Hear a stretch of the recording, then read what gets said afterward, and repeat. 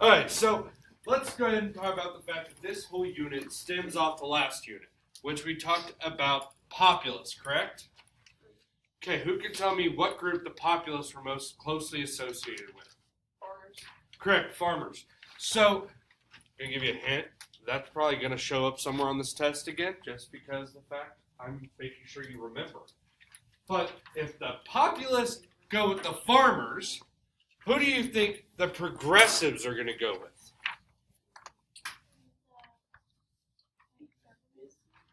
Government change.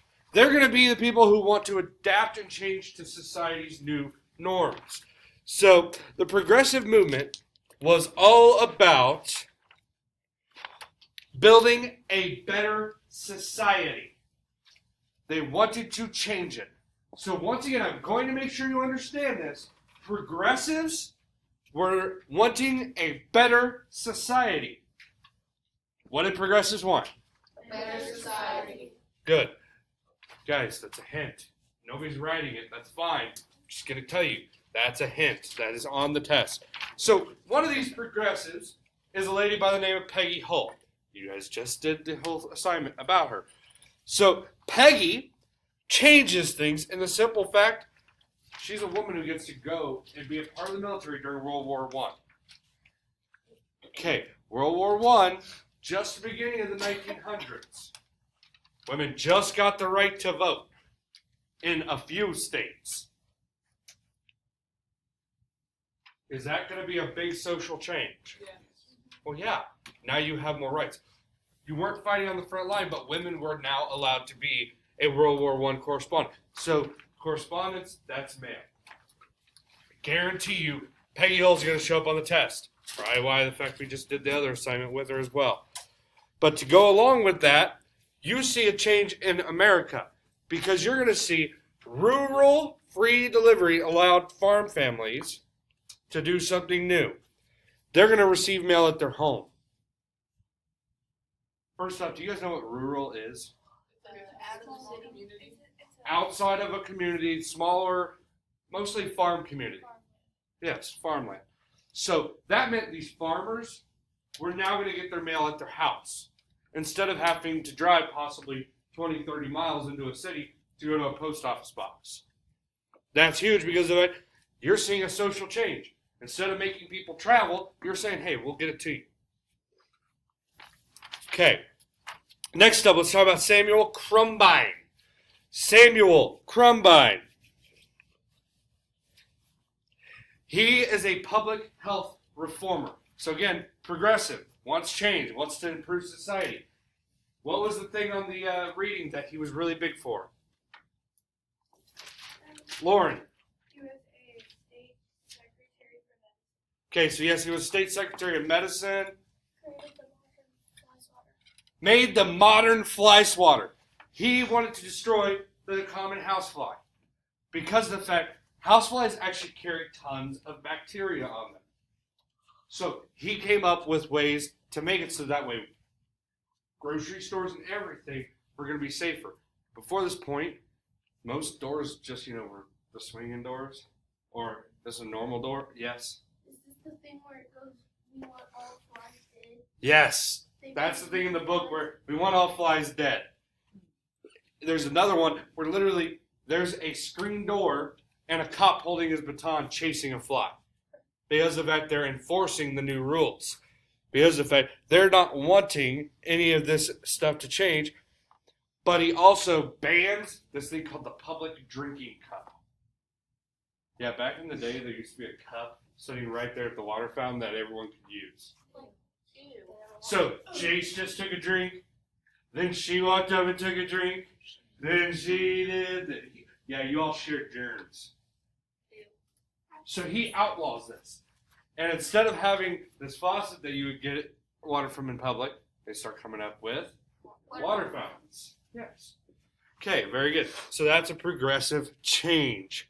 That goes right along with the whole thing with swat a fly, like you just brought up a moment ago, Cody. Thank you. So swat a fly was to inform the public that flies carried bacteria, that they were filthy, that they could make you sick. And it goes right along with the whole flu epidemic in 1918. Yeah, by the way, all of these are direct questions from the test. Giving you answers, left and right. So the flu epidemic of 1918. So America was hitting this major crisis. We had one of the biggest epidemics breakout of flu there had ever been. And it may have started at Fort Riley here in Kansas. We might have been the epicenter. And it killed more people than the battles of World War I killed. The flu. And it was spread when American soldiers went overseas. Because of the fact you're changing their environment. You may have had that virus inside of you already, but when you got over there, because of the different temperature and humidity and everything that changes, it exasperates it. It makes it worse. So that actually could have been the cause of even more, death overseas. Now, to go along with this whole progressive theme, we also have child labor laws starting to get changed. At this time, prior to World War I, was there any rules for kids with work? No.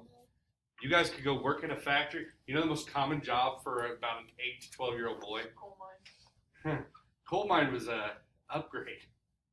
They worked in textile mills because the fact they had such small hands, they could reach in the middle of the machine and change the thing called the bobbin. The only thing is, if you have your hand go slightly off, it gets in the track of its sewing, and it can chop or maim your body. And on top of that, you were working possibly 50 to 60 hours a week as a kid.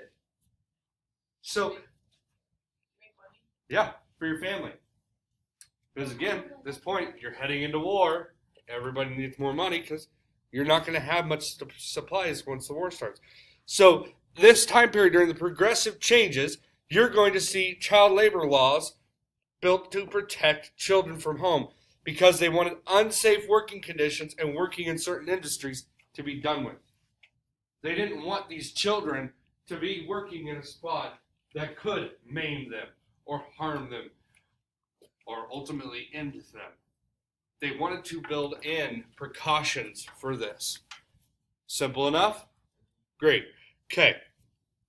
Right on that same theme, let's go into Walter Chrysler. Who can tell me what Chrysler did? Ava. He liked to work on engines. He bought his first car, and he became the Chrysler Corp. Correct. Okay, so Walter Chrysler will become the owner of Chrysler Automobiles, which today also owns Buick, the company that he first worked for. But before he could work on cars, his first job as a mechanic was on locomotives.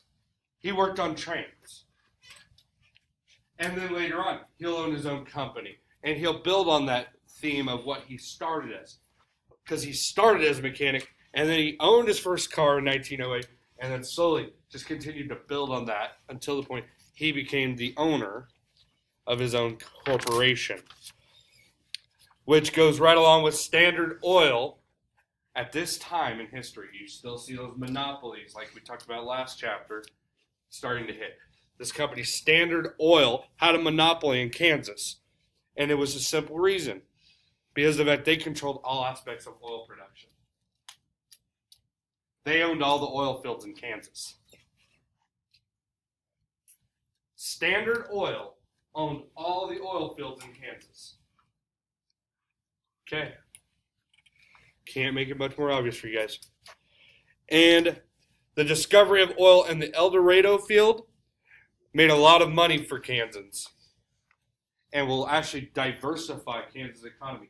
Because up till this point, what was Kansas' main income? Wheat, farming, yeah. If it hadn't been for farming, that was our only real industry. Because of our discovery of oil in El Dorado, it will actually diversify, meaning make it a little more balanced. Because if you have a bad year of farming, Kansas would have failed.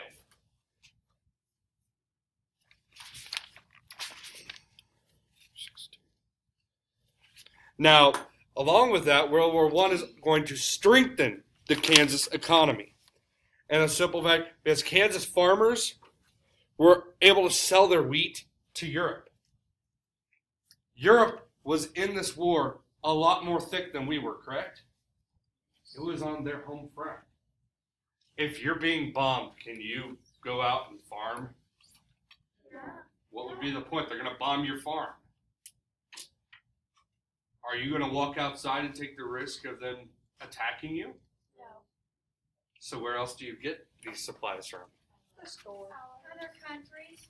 From the store. Who's getting it from? The other countries. So this helps out America a lot because it opens us up to be able to do more. Right along with that, you get the Federal Land Bank, which what it does is provides loans to farmers and ranchers. Because of the fact they can make so much money, the Federal Land Bank is going to loan the farmers at such a high rate that at this time it was nothing, because they were going to be able to get that farm going and sell all that crop to the war. What happens when the war ends? It's going to crash the market because of that. Now everyone in Europe can go back to work. Is there as many people needing to buy our supplies? Nope. So it will actually help us at first, but hurt us in the long run. And right along with that, America creates these thing called Liberty Bonds, where it was a way to raise money for the war. Simple as that. Bonds. How many of you have ever seen Captain America? Okay. He does the little tour thing where he goes around trying to get people to buy war bonds. That's what that is. It's money for the country to use towards the war effort. Wait, it was what? Liberty bonds? Liberty Bonds. Way too. Way to raise money for the war effort. Simple as that. Now, this guy, Frederick Funston, he will actually have a fort named after him right outside of Fort Riley. It's a training facility for World War I because he's going to be a leader, a military leader. He is actually going to be one who goes back to Cuba during the Cuban invasion and escapes capture and then captures the leader in the Philippines. So he actually is a major leader just in the fact he is capable of doing all these different things, especially because he does it over multiple battles, including the Spanish-American War. Did we talk about Charles Sheldon already? Yes. No? Okay. So then Charles Sheldon. He is going to be a preacher. You guys may have seen the poster on the table. Obviously you did. WWJD is his idea. But he's going to come up with cliffhanger ways of doing his sermons.